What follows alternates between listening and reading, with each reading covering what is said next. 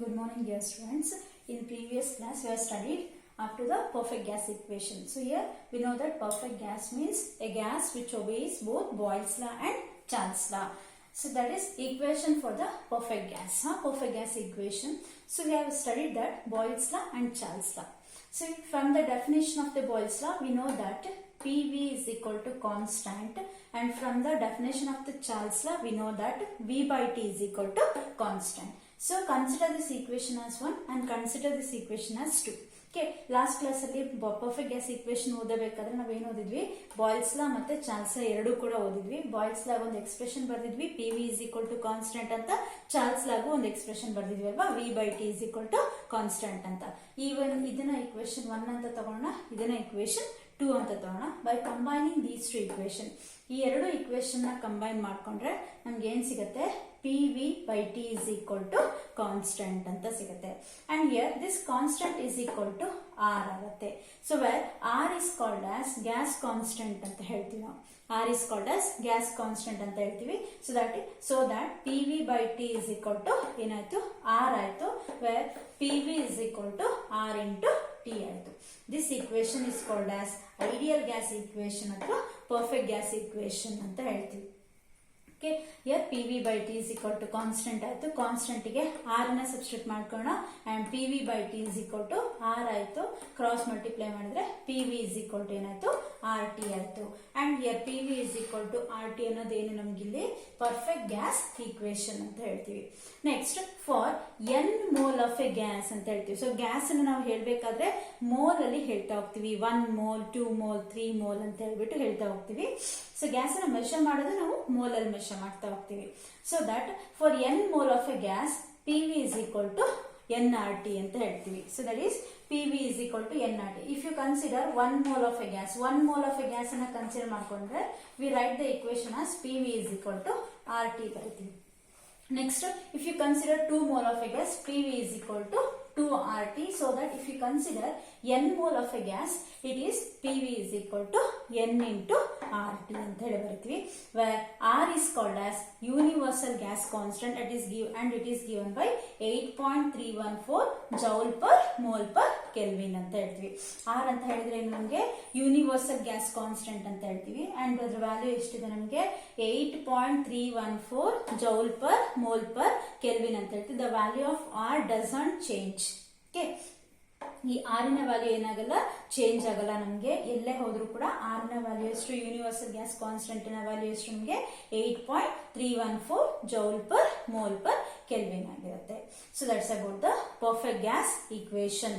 Wear PV is equal to nRT ಅಂತ ನಾವು ಬರೀತೀವಿ ಅಂತ ಹೇಳಿದ್ರೆ, P ಅಂತ ಹೇಳಿದ್ರೆ ನಮಗೆ ಪ್ರೆಷರ್ ಅಂತ ಹೇಳ್ತೀವಿ, V ಅಂತ ಹೇಳಿದ್ರೆ ನಮಗೆ ವಾಲ್ಯೂಮ್ ಅಂತ ಹೇಳ್ತೀವಿ, N ಅಂತ ಹೇಳಿದ್ರೆ number of mole, next R ಅಂತ ಹೇಳಿದ್ರೆ universal gas constant, and T ಅಂತ ಹೇಳಿದ್ರೆ absolute temperature.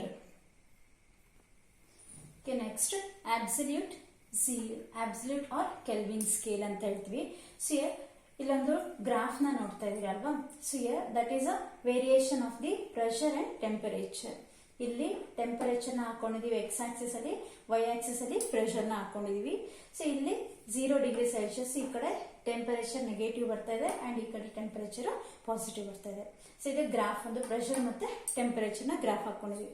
So we know that from the ideal gas equation PV is equal to RT. Okay, so here when we are taking the variables pressure and temperature, volume is kept constant ಅಲ್ವಾ. Volume ನ constant ಇಟ್ಕೊಂಡಿದೀವಿ. And here are ಅಂತ ಹೇಳಿದ್ರೆ ನಮಗೆ universal gas constant ಅನ್ನೋದು ಗೊತ್ತು. So PV is equal to RT ಅನ್ನೋದು ideal gas equation. ಹಾಗಾದ್ರೆ ಯಾವ್ದಾವ್ದು variation ನೋಡ್ತಾ ಇದೀವಿ ನಾವಿಲ್ಲಿ, ಪ್ರೆಷರ್ ಮತ್ತೆ ಟೆಂಪರೇಚರ್ ನ ವೇರಿಯೇಷನ್ ನೋಡ್ತಾ ಇದೀವಿ.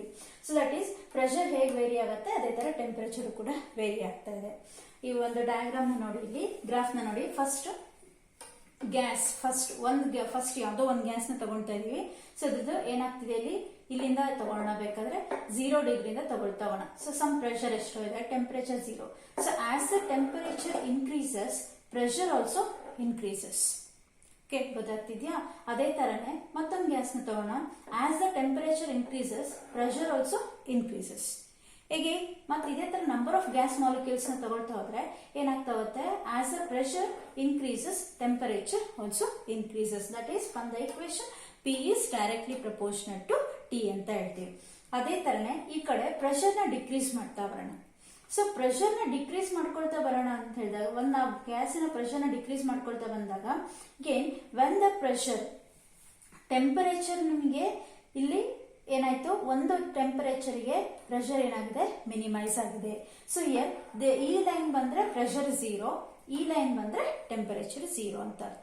ಸೊ ದಟ್ ಈಸ್ ಇಲ್ಲಿ ಏನಾಯ್ತು, ಈ ತರ ಗ್ಯಾಸ್ ಟೆಂಪರೇಚರ್ ಇನ್ನೂ ಕಡಿಮೆ ಮಾಡ್ಕೊಳ್ತಾ ಹೋಗ್ತಿದಂಗು ಪ್ರೆಷರ್ ಎಲ್ಲಿಗೆ 0 ಆಗುತ್ತೆ ಅಂತ ಹೇಳಿದ್ರೆ ಯಾವ್ದೋ ಒಂದು ಪರ್ಟಿಕ್ಯುಲರ್ ಪಾಯಿಂಟ್ಗೆ 0 ಆಯ್ತು ಒಂದು ಗ್ಯಾಸಿಂದು.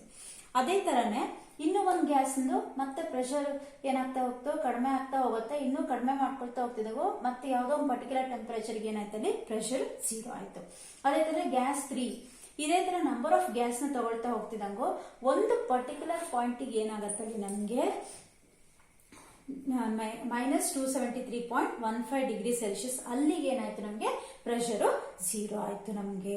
ಸೊ ದಟ್ ಪಾಯಿಂಟ್ ಇದನ್ನ ರೀಚ್ ಆಗಿ ಇನ್ನೂ ಮುಂದೆ ಹೋಯ್ತು ಅಂತ ಹೇಳಿದಾಗ ಪ್ರೆಷರ್ ಇಸ್ ನೆಗೆಟಿವ್ ಅಂತ ಬರುತ್ತೆ. ಸೊ ದ ಪ್ರೆಷರ್ ನೆಗೆಟಿವ್ ಅಂತ ಹೇಳಿದ್ರೆ ಇಟ್ ಈಸ್ ಮೀನಿಂಗ್ಲೆಸ್ ಅಂತ ಹೇಳ್ತೀವಿ. ಅಂದ್ರೆ suppose if there is no pressure ಅಂತ ಹೇಳಿದ್ರೆ ಪ್ರೆಷರ್ ಇಸ್ 0 ಅಂತ ಹೇಳಿದ್ರೆ P is equal to 0. Pressure negative ಅಂತ ಕಾನ್ಸೆಪ್ಟ್ ನಾವು ಎಲ್ಲೂ ಬರೆಯಲ್ಲ, ಪ್ರೆಷರ್ ನೆಗೆಟಿವ್ ಅಂತ ಬರೆದ್ರೆ that is meaningless.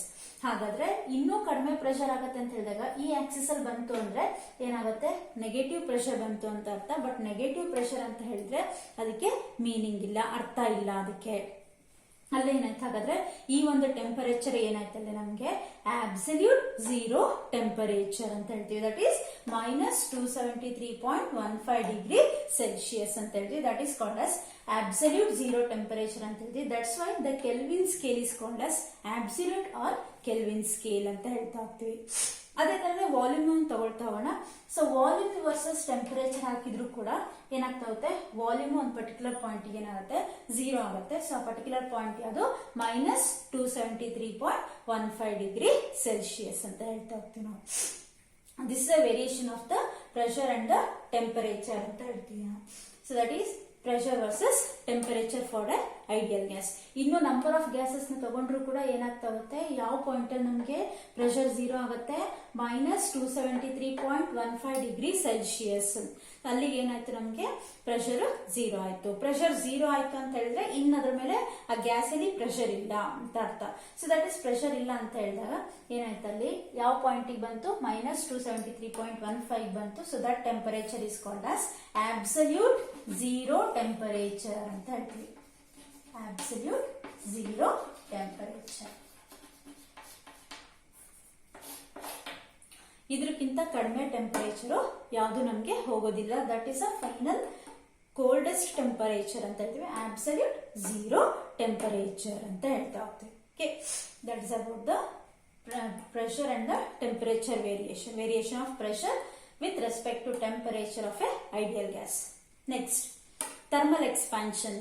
So you heard the name expansion. Expansion ಅಂತ ಹೇಳಿದ್ರೆ ಏನರ್ಥ, ಎಕ್ಸ್ಪ್ಯಾಂಡ್ ಆಗೋದು ಅಂತ ಹೇಳ್ಬಿಟ್ಟು. ಥರ್ಮಲ್ ಎಕ್ಸ್ಪಾನ್ಷನ್ ಅಂತ ಹೇಳಿದ್ರೆ the expansion of a some object due to the heat is called as thermal expansion ಅಂತ ಹೇಳ್ತೀವಿ. Or the expansion or the increase in a size of an object due to heat is called as thermal expansion ಅಂತ ಹೇಳ್ತೀವಿ. ಆಯ್ತಾ, ಯಾವ್ದೋ ಒಂದು object ನಾವು heat ಮಾಡ್ತಿದೀವಿ ಅಂತ ಹೇಳಿದಾಗ ಏನಾಗ್ತಾ ಹೋಗುತ್ತೆ, ಎಕ್ಸ್ಪ್ಯಾಂಡ್ ಆಗ್ತಾ ಹೋಗುತ್ತೆ. ಸೊ ಎಕ್ಸ್ಪ್ಯಾಂಡ್ ಆದಾಗ ಯಾವ್ದ್ರಿಂದ ಎಕ್ಸ್ಪ್ಯಾಂಡ್ ಆಗುತ್ತೆ, ಹೀಟ್ ಇಂದ ಎಕ್ಸ್ಪ್ಯಾಂಡ್ ಆಗುವಂತ ಒಂದು ಕಾನ್ಸೆಪ್ಟ್ ಅನ್ನ ನಾವೇನ್ ಹೇಳ್ತೀವಿ, ಥರ್ಮಲ್ ಎಕ್ಸ್ಪಾನ್ಷನ್ ಅಂತ ಹೇಳ್ತಾ ಹೋಗ್ತೀವಿ. The expansion due to the heat or the increase in the size of a body or the increase in the size of an object due to the heat is called as thermal expansion ಅಂತ ಹೇಳ್ತೀವಿ. and there are 3 types of thermal expansion ಅಂತ ಹೇಳ್ತೀವಿ. linear expansion, area expansion and volume expansion ಅಂತ ಹೇಳ್ತೀವಿ. so that is there are 3 types of thermal expansion: linear expansion, area expansion and volume expansion ಅಂತ ಹೇಳ್ತೀವಿ. Okay, next, first one, linear expansion. Linear expansion means the expansion or increase in the length of an object. ಬರೀ length ಅಲ್ಲಿ increase ಆದ್ರೆ ಅದನ್ನ ಏನ್ ಹೇಳ್ತೀವಿ ನಾವು, linear expansion ಅಂತ ಹೇಳ್ತೀವಿ. the increase in the length of an object is due to heat is called as linear expansion ಅಂತ ಹೇಳ್ತೀವಿ. Next area expansion. Area expansion ಅಂತ ಹೇಳಿದ್ರೆ so we know that area ಅಂತ ಹೇಳಿದ್ರೆ ಲೆಂತ್ ಇಂಟು ಬ್ರೆಡ್ತ್ ಅಂತ ಬರೀತೀವಿ. ಅದೇ ತರ the increase in the length and breadth of an object, the increase in the length and breadth of an object is called as area expansion ಅಂತ ಹೇಳ್ತೀವಿ. ಅಂದ್ರೆ length ಅಲ್ಲೂ ಕೂಡ ಚೇಂಜ್ ಆಗಬೇಕು and as well as breadth ಅಲ್ಲೂ ಕೂಡ change ಆಗಬೇಕು, ಅದನ್ನ ನಾವೇನ್ ಹೇಳ್ತೀವಿ ಏರಿಯಾ ಎಕ್ಸ್ಪಾನ್ಷನ್ ಅಂತ ಹೇಳ್ತೀವಿ. ನೆಕ್ಸ್ಟ್ ವಾಲ್ಯೂಮ್ ಎಕ್ಸ್ಪಾನ್ಷನ್ ಅಂತ ಹೇಳಿದಾಗ ಸೊ ವಾಲ್ಯೂಮ್ ಎಕ್ಸ್ಪಾನ್ಷನ್ ಅಂತ ಹೇಳಿದ್ರೆ the increase in the length breadth and height, ಮೂರಲ್ಲೂ ಕೂಡ ಎಕ್ಸ್ಪಾನ್ಷನ್ ಆದ್ರೆ ಅದನ್ನ ನಾವೇನಂತ ಹೇಳ್ತೀವಿ ವಾಲ್ಯೂಮ್ ಎಕ್ಸ್ಪಾನ್ಷನ್ ಅಂತ ಹೇಳ್ತೀವಿ. ಸೊ ಲೀನಿಯರ್ ಎಕ್ಸ್ಪಾನ್ಷನ್ ಅಂತ ಹೇಳಿದ್ರೇನು the increase in the length of an object due to heat is called as linear expansion ಅಂತ ಹೇಳ್ತೀವಿ. ಅಂಡ್ ಏರಿಯಾ ಎಕ್ಸ್ಪಾನ್ಷನ್ ಅಂತ ಹೇಳಿದ್ರೆ the increase in the length and breadth of an object due to heat is called as area expansion ಅಂತ ಹೇಳ್ತೀವಿ. and the increase in the length, breadth and height due to heat is called as volume expansion ಅಂತ ಹೇಳ್ತೀವಿ. so there are three types of thermal expansion. They are linear expansion, area expansion and okay. next linear expansion. so linear expansion ಅಂತ ಹೇಳಿದ್ರೆ ನಾವು ನೋಡಿದ್ವಲ್ಲ definition, the expansion length is called as linear expansion ಅಂತ ನೋಡಿದ್ವಿ. So ಈ linear expansion ಅಂತ ಹೇಳಿದಾಗ ಒಂದು expression ಬರುತ್ತೆ. ಸೊ ಲೀನಿಯರ್ ಎಕ್ಸ್ಪಾನ್ಷನ್ ಗೆ ಇಷ್ಟು ಎಕ್ಸ್ಪ್ರೆಷನ್ ಬರೀತಾ ಹೋಗ್ತೀವಿ. ಸೊ ಒಂದು ಯಾವುದೋ ಒಂದು ವೈರ್ ನ ಕನ್ಸಿಡರ್ ಮಾಡ್ಕೋಣ. ಸೊ ಹಿಯರ್ ಯಾವುದೋ ಒಂದು ಸಣ್ಣ ವೈರ್ ನ ಕನ್ಸಿಡರ್ ಮಾಡ್ಕೋಣ. So let L be the length of the wire. ಆ ವೈರ್ ನ ಲೆಂತ್ ಎಲ್ ಇದೆ ಅಂತ ಇಟ್ಕೋಣ. ವೆನ್ ಅದ್ರ ಟೆಂಪರೇಚರ್ ಎಷ್ಟಿದೆ ಟಿ ಇದೆ. So L be the initial length of the wire and T be the initial temperature of the wire before heating. Heat ಮಾಡೋಕ್ಕಿಂತ ಮೊದಲೇ ಅದ್ರ ಲೆಂತ್ ಏನಿದೆ ಎಲ್ ಇದೆ ಅಂಡ್ ಹೀಟ್ ಮಾಡಾದ್ಮೇಲೆ ಅದ್ರ ಲೆಂತ್ ಏನ್ ಚೇಂಜ್ ಆಗಿದೆ ಎಲ್ ಪ್ಲಸ್ ಡೆಲ್ಟಾ ಎಲ್ ಆಗಿದೆ. So that is L delta L ಅಂತ ಹೇಳಿದ್ರೆ ಚೇಂಜ್ ಇನ್ ದ ಲೆಂತ್ ಅಂತ ಹೇಳ್ತೀವಿ. ಯಾವುದೇ ಒಂದು ಕ್ವಾಂಟಿಟಿನ ನಾವು ಬರಿತೀವಿ ಅಂತ ಹೇಳಿದಾಗ ಅದು ಚೇಂಜ್ ಇನ್ ಸಬ್ಸ್ಟೆನ್ಸ್ ಅಥವಾ ಚೇಂಜ್ ಇನ್ ಟೆಂಪರೇಚರ್ ಇರ್ಬೋದು, ಚೇಂಜ್ ಇನ್ ಲೆಂತ್ ಇರ್ಬೋದು, ಚೇಂಜ್ ಇನ್ ವಾಲ್ಯೂಮ್ ಇರ್ಬೋದು. So that is represented by delta ಅಂತ ಹೇಳಿ ಬರಿತೀವಿ ನಾವು.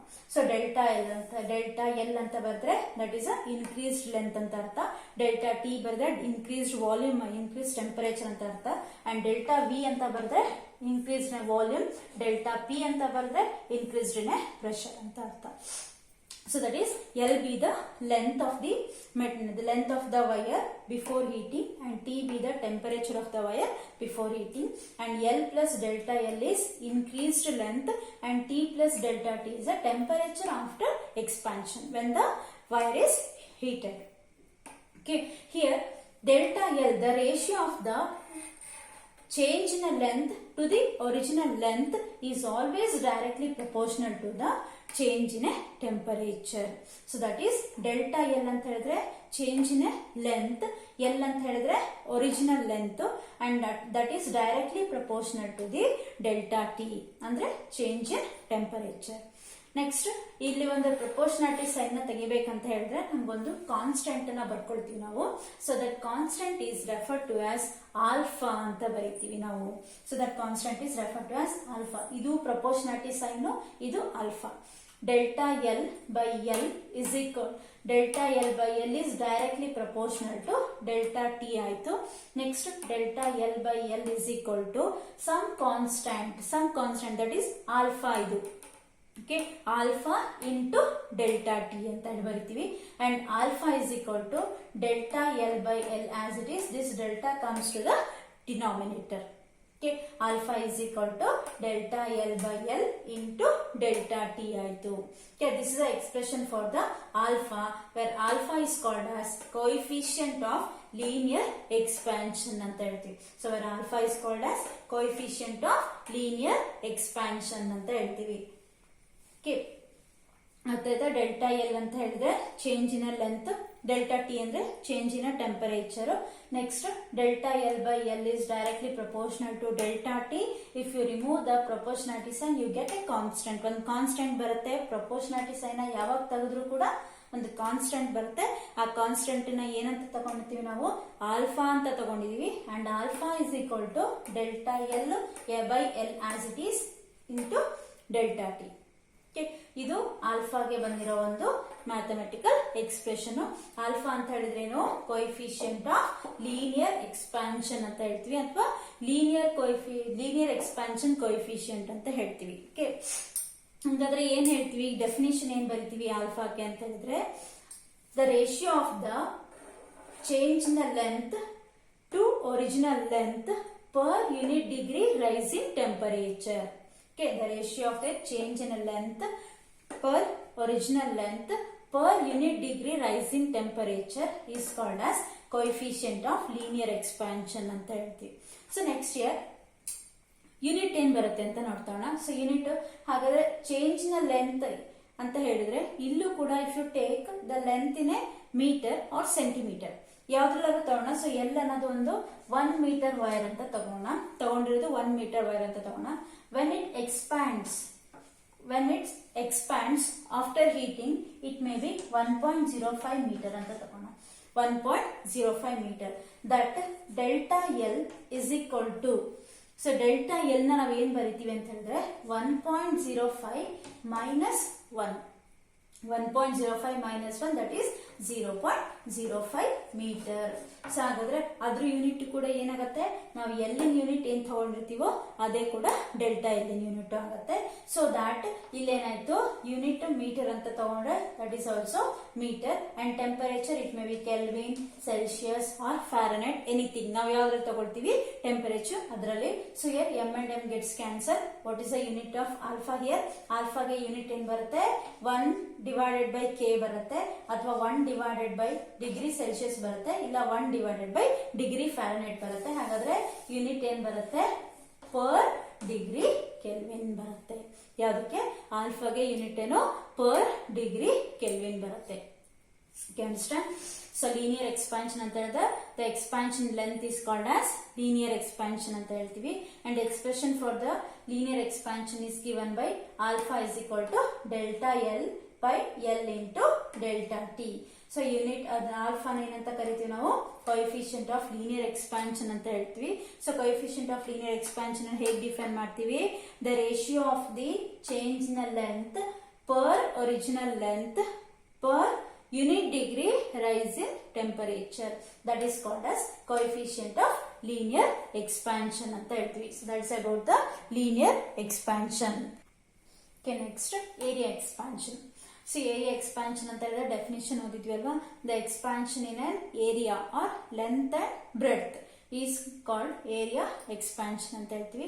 ಅದೇ ತರನೇ ಒಂದು ವೈರ್ ಬದಲು ಮೆಟಾಲಿಕ್ ಪ್ಲೇಟ್ ನ ತಗೋಣ. ಸೊ ದಟ್ ಈಸ್ ಲೆಂತ್ ಮಾತ್ರ ನೋಡಿದ್ವಿ. ಸೊ ನೆಕ್ಸ್ಟ್ ಒಂದು ಮೆಟಲ್ ಪ್ಲೇಟ್ ನ ತಗೋಣ.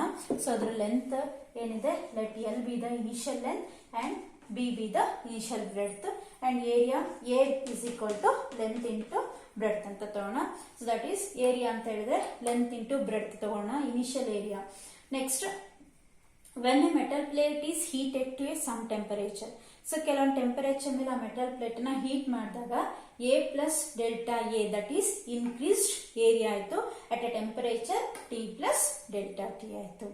Next, from the area expansion delta A by A is always directly proportional to the delta T. The change in area, the ratio of the change in area and the original area is directly proportional to the change in temperature. And here delta A by A is directly proportional to delta T, and delta A by A is equal to, ಈ proportionality sign ನ remove ಮಾಡಿದ್ರೆ ನಮ್ಗೆ ಏನ್ ಸಿಗುತ್ತೆ, ಒಂದು constant ಸಿಗುತ್ತೆ. ಅಲ್ಲಿ ಏನ್ ಬರ್ಕೊಂಡಿದ್ವಿ ನಾವು, ಆಲ್ಫಾ ಅಂತ ಬರ್ಕೊಂಡಿದ್ವಿ. ಇಲ್ಲೇನ್ ತಗೊಳ್ತಾ ಇದೀವಿ ನಾವು, ಬೀಟಾ ಅಂತ ತಗೊಳ್ತಾ ಇದೀವಿ. So that is beta into delta T, where beta is equal to delta A by A into delta T. Beta is called as coefficient of area expansion ಅಂತ ಹೇಳ್ತಾ ಹೋಗ್ತೀವಿ. ಓಕೆ, ಲೀನಿಯರ್ ಎಕ್ಸ್ಪಾನ್ಷನ್ ಹೆಂಗ್ ಬರೆದ್ವೋ ಅದೇ ತರನೇ area expansion ಕೂಡ. But area expansion ಅಲ್ಲಿ ಏನ್ ತಗೊಳ್ತೀವಿ ನಾವು, ಸೊ ಲೆಂತ್ ಇಂಟು ಬ್ರೆಡ್ತ್, ಅಂದ್ರೆ ಲೆಂತ್ ಮತ್ತೆ ಬ್ರೆಡ್ತ್ ನ ಎರಡು ವೇರಿಯೇಷನ್ ಹೇಳ್ತೀವಿ. ಲೀನಿಯರ್ ಎಕ್ಸ್ಪಾನ್ಷನ್ ಅಲ್ಲಿ ಏನ್ ಹೇಳ್ತೀವಿ ನಾವು, ಬರೀ ಲೆಂತಿನ ವೇರಿಯೇಷನ್ ಹೇಳ್ತಾ ಹೋಗ್ತೀವಿ ನಾವು. So that is beta is called as coefficient of area expansion ಅಥವಾ ಏರಿಯಾ ಎಕ್ಸ್ಪಾನ್ಷನ್ ಕೋಎಫಿಷಿಯಂಟ್ ಅಂತ ಹೇಳ್ತೀವಿ. ಏರಿಯಾ ಎಕ್ಸ್ಪಾನ್ಷನ್ ಇನ್ನೊಂದು ಹೆಸರು ಕರಿತೀವಿ, ದಟ್ ಈಸ್ ಸೂಪರ್ಫಿಷಿಯಲ್ ಎಕ್ಸ್ಪಾನ್ಷನ್ ಅಂತ ಹೇಳ್ತೀವಿ. Superficial expansion. ಸೂಪರ್ಫಿಷಿಯಲ್ ಎಕ್ಸ್ಪಾನ್ಷನ್ ಅಂತಾನು ಹೇಳ್ತಾ ಹೋಗ್ತೀವಿ. Okay, next how do we define the beta coefficient of area expansion? So area expansion ನಾವು ಹೇಗೆ ಹೇಳ್ತೀವಿ ಅಂತಂದ್ರೆ, so the ratio of change in area per unit change in original area per unit degree rise in temperature. Okay, the ratio of change in area per unit change in original area per unit degree rise in temperature is called as coefficient of area expansion ಅಂತ ಹೇಳ್ತೀವಿ. Again, unit of the beta or unit of coefficient of area expansion. ಏನ್ unit ಬರುತ್ತೆ? Area is always measured in terms of meter square ಅಲ್ವಾ? So metre square ಯಾಕಂದ್ರೆ length into breadth ಅಂತ, length ಕೂಡ metre ಅಲ್ಲಿ ಬರಿತೀವಿ, ಬ್ರೆಡ್ತ್ ಕೂಡ metre ಅಲ್ಲಿ ಬರಿತೀವಿ, ಮೀಟರ್ ಸ್ಕ್ವೇರ್ ಆಯ್ತು. ಸೊ ಏರಿಯಾನು ಕೂಡ ಮೀಟರ್ ಸ್ಕ್ವೇರ್ ಅಲ್ಲಿ ತಗೊಳ್ತೀವಿ. ಅಗೇನ್ ಡಿನಾಮಿನೇಟರ್ ಏರಿಯಾನು ಕೂಡ ಮೀಟರ್ ಸ್ಕ್ವೇರ್ ಅಲ್ಲಿ ತಗೊಳ್ತೀವಿ. And temperature delta T kelvin ಅಥವಾ degree celsius. So here cancel ಆಯ್ತು, ಉಳ್ಕೊಳೋದೇನು ನಮ್ಗೆ ಪರ್ ಡಿಗ್ರಿ ಕೆಲ್ವಿನ್ ಅಥವಾ per degree celsius. So that is a unit of the beta coefficient of area expansion.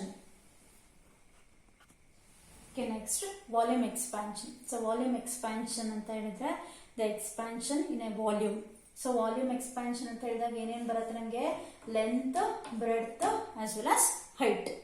Length, breadth, height ಮೂರಲ್ಲೂ ಕೂಡ increase ಆದ್ರೆ ಅದನ್ನ ಏನ್ ಹೇಳ್ತೀವಿ ನಾವು? ವಾಲ್ಯೂಮ್ ಎಕ್ಸ್ಪಾನ್ಷನ್ ಅಂತ ಹೇಳಿದ್ರೆ the increase in volume of an object due to heat is called as volume expansion ಅಂತ ಹೇಳ್ತೀವಿ.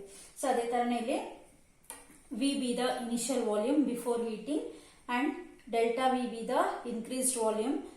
ಬಂದಿರೋಂತ ಯಾವುದು ವಾಲ್ಯೂಮ್ ಆಫ್ಟರ್ ಹೀಟಿಂಗ್. ಟಿ ಅಂದ್ರೆ initial temperature, T plus delta T temperature after expansion. Okay, next delta V by V is directly proportional to the delta t. So again delta v by v is directly proportional to delta t and delta v by v is equal to gamma into delta t. ಅಲ್ಲಿ ಏನ್ ಬರ್ದಿದ್ವಿ? Alpha beta ಆಯ್ತು, ಈಗೇನ್ ತಗೊಂಡಿದ್ವಿ? Gamma ತಗೊಂಡಿದ್ವಿ ನಾವು. So that is gamma is equal to delta V by V into delta T ಆಯ್ತು. And gamma is called as coefficient of volume expansion ಅಂತ ಹೇಳ್ತೀವಿ. So gamma is called as coefficient of volume expansion ಅಂತ ಹೇಳ್ತೀವಿ. So volume expansion coefficient ಅನ್ನ define ಹೇಗೆ ಮಾಡೋದು? The ratio of change in volume per unit change in original volume per unit degree rise in temperature is called as coefficient of volume expansion ಅಂತ ಹೇಳ್ತೀವಿ. and this is also called as cubical expansion ಅಂತ ಹೇಳ್ತೀವಿ ನಾವು. so cubical expansion ಅಂತ ಹೇಳ್ತೀವಿ ನಾವು. see that's about a volume expansion. so volume expansion ಅಂತ ಹೇಳಿದ್ರೆ the change in a volume of an object due to heat is called as volume expansion ಅಂತ ಹೇಳ್ತೀವಿ. so ಇಲ್ಲಿ delta v by v is directly proportional to delta t and if you remove the proportionality sign you get constant. ಆ constant ಏನಂತ ಬರ್ಕೊಂಡಿದೀವಿ ನಾವು? Gamma ಅಂತ ತಗೊಂಡಿದೀವಿ ಇಲ್ಲಿ. so gamma is equal to delta v by v into delta t. ಹೆಂಗ್ define ಮಾಡಿದೀವಿ? the ratio of change in volume per unit change in original volume per unit degree rise in temperature. ಹೀಗೆ ಇದ್ರದ್ದು unit ಏನ್ ಬರ್ತೀವಿ ನಾವು? ಗಾಮಾದು. Volume ಅಂತ ಹೇಳಿದ್ರೆ metre cube ಅಂತ ಬರೀತೀವಿ. ಇಲ್ಲೂ ಕೂಡ metre cube, that is temperature kelvin. ಇವೆರಡು ಕ್ಯಾನ್ಸಲ್ ಆಯ್ತು, ಉಳ್ಕೊಳೋದೇನೋ ಪರ್ ಡಿಗ್ರಿ ಕೆಲ್ವಿನ್ ಅಥವಾ per degree Celsius. That is a unit of the gamma ಅಂತ ಹೇಳ್ತೀವಿ. ಓಕೆ, thermal expansion ಅಂತ ಹೇಳಿದ್ರೆ ನೋಡಿದ್ವಿ ಅಲ್ವಾ? so the expansion of an object due to heat is called as thermal expansion ಅಂತ ಹೇಳ್ತೀವಿ. there are 3 types of thermal expansion. so ಯಾವ್ದು? linear expansion, area expansion and volume expansion. so linear expansion ಅಂತ ಹೇಳಿದ್ರೆ the increase in the area length of an object is called as linear expansion ಅಂತ ಹೇಳ್ತೀವಿ. area ಅಂತ ಹೇಳಿದ್ರೆ the increase in the area of an object or area of the substance is called as area expansion ಅಂತ ಹೇಳ್ತೀವಿ. Volume expansion ಅಂತ ಹೇಳಿದ್ರೆ so the increase in the volume. So volume of an object is due to heat is called as volume expansion ಅಂತ ಹೇಳಿದ್ವಿ. ಮೂರಕ್ಕೂ ನಾವು expression ನೋಡ್ತಾ ಹೋದ್ವಿ. Alpha ಅಂತ ಹೇಳಿದ್ರೆ it represents the linear expansion coefficient ಅಥವಾ ಕೋಎಫಿಷಿಯಂಟ್ ಆಫ್ ಲೀನಿಯರ್ ಎಕ್ಸ್ಪಾನ್ಷನ್ ಅಂತ ಹೇಳ್ತೀವಿ. ಬೀಟಾ ಅಂತ ಹೇಳಿದ್ರೆ ಏರಿಯಾ ಎಕ್ಸ್ಪಾನ್ಷನ್ ಕೋಎಫಿಷಿಯಂಟ್. ಅದ್ಮೇಲೆ ಗಾಮಾ ಅಂತ ಹೇಳಿದ್ರೆ ಕೋಎಫಿಷಿಯಂಟ್ ಆಫ್ ವಾಲ್ಯೂಮ್ ಎಕ್ಸ್ಪಾನ್ಷನ್ ಅಂತ ಹೇಳ್ತೀವಿ. So these are the expansion of the thermal thermal means thermal expansion ಮೂರು ಎಕ್ಸ್ಪಾನ್ಷನ್ ಲೀನಿಯರು, ಏರಿಯಾ ಮತ್ತು ವಾಲ್ಯೂಮು. Thank you.